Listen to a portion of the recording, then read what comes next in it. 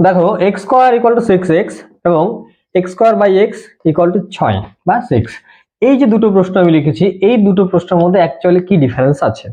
তোমাদের ক্লাস 10 এর অঙ্ক বইয়ে প্রথম চ্যাপ্টারে দ্বিঘাত সমীকরণে এই দুটো প্রশ্ন কিন্তু আলাদা আলাদা জায়গায় দেওয়া আছে, যেখানে তোমরা দেখবে ক্যালকুলেট করে এই দুটো প্রশ্নের সমীকরণের সমাধানগুলো কিন্তু আলাদা আলাদা আছে। কি আছে?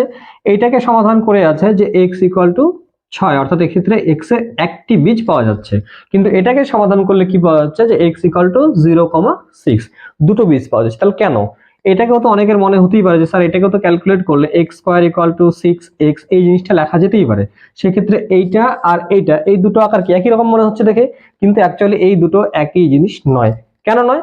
তার কারণ হচ্ছে যখনই তুমি x square equal to 6x এই লাইনটা থেকে লিখবে, তখন তুমি দেখবে এটাকে যদি তুমি এইভাবে সমাধান করতে চাও, অর্থাৎ x square minus 6x equal 0, তাহলে এটাকে তুমি কি পাচ্ছ, x কমন নিলে x মাইনাস 6 ইকুয়াল টু 0, অর্থাৎ x এর আমরা কি দেখতে পাচ্ছি, হয় x টা শূন্য হবে অথবা x মাইনাস 6 শূন্য হলে এখান থেকে x ইকুয়াল টু 6 হবে।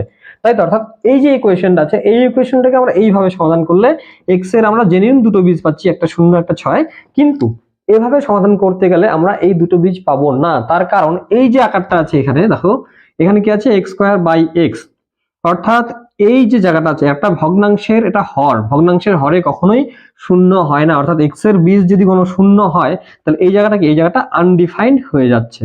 যার কারণে এই ধরনের প্রশ্ন সমাধান করলে আমাদেরকে কি করতে হবে, যখনই আমি এই লাইনটা থেকে এই লাইনটাতে লিখবো, তখনই আমাকে খেয়াল করতে হবে যে এই লাইনটা থেকে এই লাইনটা x এর সকল মানের জন্য প্রযোজ্য কিনা।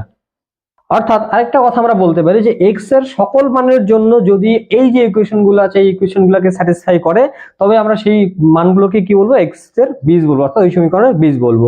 কিন্তু আমরা এখানে দেখতে পাচ্ছি এই সমীকরণে কিন্তু x এর মান যদি শূন্য হয়, এইটাকে ক্যালকুলেট করলে কোনোভাবেই 6 আসে না। অর্থাৎ সেই জন্য কিন্তু আমাদের এই যে প্রসিডিওরটা, এই প্রসিডিওরটাকে যদি আমি এইভাবে করে তারপর এইভাবে করি, সেটা কিন্তু ভুল হবে। আমরা এই প্রসিডিওরটাকে সরাসরি এইভাবে করতে পারি, কিন্তু এটাকে যখনই আমরা করতে যাব তখন আমাকে কি করতে হবে, এই যে সমীকরণে বাম পক্ষ আছে, বাম পক্ষের মধ্যে কিন্তু কাটাকাটি করে নিতে হবে। অর্থাৎ x square by x equal to 6 ছিল, তো এখান থেকে x দিয়ে x স্কয়ার কে কাটলে কত হয়, x, অর্থাৎ x ইকুয়াল টু কত হচ্ছে 6। এটাকে আমাদের এই প্রসিডিওরে করাটাই বেস্ট।